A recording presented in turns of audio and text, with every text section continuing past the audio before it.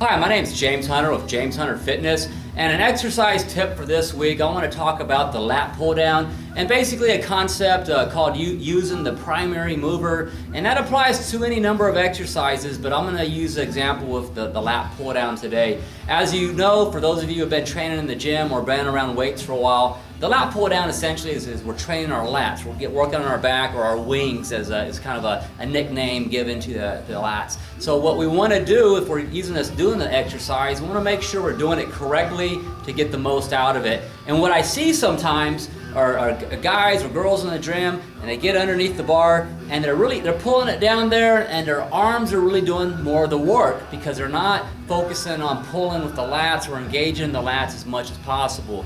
And so what happens is you hear people make the comment or complain, this is really making my arms tired, I'm not really feeling it as much in my back or the lats. So the key of being able to avoid that is when you're doing the lat pull down, you got to get your mind in tune with your body and what's going on. I'm going to visualize and focus on my lats, the muscles, pulling the weight down. I'm going to think of my arms as merely like cables or rope. My hands are hooks. So my lats are the power. They're what's pulling the bar down to the top of my chest. I'm really getting in tune with what's going on. The parts of the movement, when your lats are coming up, they eccentrically expand. And when you pull that bar down at the top of the chest, that muscle concentrically, it's contracting, and that's what you want. You want to get in tune with the muscle expanding and contracting with the lats. The arms should be doing as little of the work as possible. You want to minimize them. You want to focus on the lats. So let me give you a few tips on the lats and how I like to think of it and how I do it. What I like to do is first, starting at the top of the movement, I'm going to get underneath the bar, straight, and what I do is I slightly lean back, and I'm going to pull the bar to the top of my chest, and with control, return it up as I straighten up. So what I'm doing is I'm focusing on the lats expanding all the way up, and then I'm going to pull with much lats as I can and lean back top of the chest. So those lats are expanding at the top, and then contracting as I pull down, just like that. I'm going to do a few reps. 1, and 2, and 3, just like that. So when I'm doing this, I'm visualizing my lats. I'm thinking of them being like really big on the way up, expanding, and I pull down and contracting, and I want to feel every part of the movement.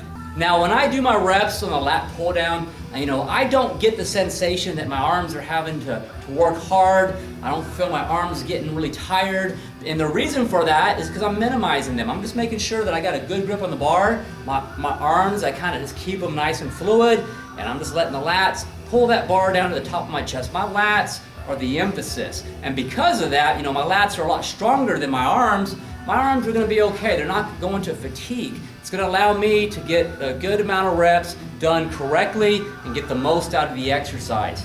Now what can happen even when you're using correct form and you're engaging the lats, if you get to enough reps within a set, the last few reps as a set gets harder, what happens is as your lats start to really fatigue, then your arms may actually start taking over because your lats are fatiguing. And those instances, it's probably because you've already done enough reps or as many as you can do correctly within a set, and that usually means you got enough reps. Or you just might have a bit too much weight at that point, and you might need to back off the weight a little bit so you can really get better form and focus on the primary mover, which in this case would be the lats. And real quick, from this angle, I want to show you what I was talking about a second ago as far as how I like to start off straight and then slightly lean back. Now I want to point out, you don't want extreme, swinging back and forth. That's not what I'm talking about. You don't want to hitch your back.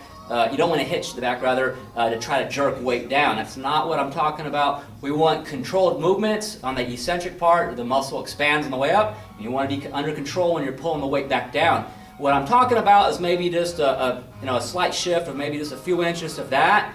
A few inches, if that. We want to keep the lats doing the work. We don't want to turn it into the extensor rector spinae muscles here at the bottom, in our lower back. So I'm going to give you an example so you'll know what I'm talking about.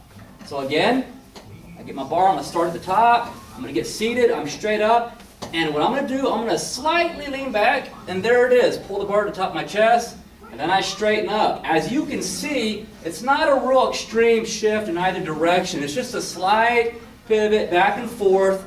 And what this is doing, it's allowing me to really get a good full range of motion and eccentrically, and then when I contract the muscles at the bottom, so eccentrically on the way up, concentrically all the way down, good contraction. Let me get some reps in. 1 and 2, 3, big lats on the way up, and down, just like that. And you know, I just like to think of it that way. You know, you got to motivate yourself and say positive things. So when I'm doing this, yeah, I'm visualizing my lats being real wide, you know, getting them out there, pulling down, getting a good contraction. You know, I want to get in tune, my mind, my body, what's going on. And again, my arms, not even really a part of that. It was mostly just all lats, very little, if any, arm. I mean, the arms obviously are going to be involved in the movement, but they should be more a fluid part of the movement, meaning they're just kind of along for the ride. They're not really doing the work. That's just one way I like to think of it. So again, just remember, any exercise, whatever muscle you're training for that exercise, it's going to defeat the purpose if you allow the secondary helpers in that exercise to take over and do more of the work. You want the main muscle involved, which in this case is the lats. You want it to be performing as much of the work as possible. So if you start incorporating or using this concept with your exercises, not just for the lat pull down, but any number of exercises where you're training a particular muscle group, not only are you going to get more out of the exercise, but you're just going to get better results. Your muscle's going to respond better and you're going to get stronger. So this is one way to think about doing the lat pull down. There's a lot of ways to do lat pull downs. You know, I'm using the wide grip bar here, pronated overhand grip. And you know, there's different ways you can do underhand and so on. There's even different types of bars that can be incorporated. So this is just one example of one way to do the lat pull down. But the concept of making sure you're using the primary mover, the lats, it's going to apply the same no matter what. Whether you're doing close grip, wide grip, underhand, overhand, supine, or pronated grip, doesn't matter. It's going to be the same concept. So I hope this tip helps. You know, a lot of us put time in the gym. A lot of you younger guys, you know, you got a lot of fire in the belly and you're very motivated. So just these little tips like this, you'd be surprised, can be the difference maker in your workouts to help you start seeing the results you want and also to help you get the most out of the exercises, you know, if you're going to put the time in the gym to go do it. And there's many things that can be said about the lat pull down. I just covered one way of approaching it, so I'm not going to be able to say everything in this short video that possibly can be said about the lat pull down. And there's a lot of exercises to do for back, which I'll do some videos later on those types of exercises and as part of my tip of the week series that I'll be doing.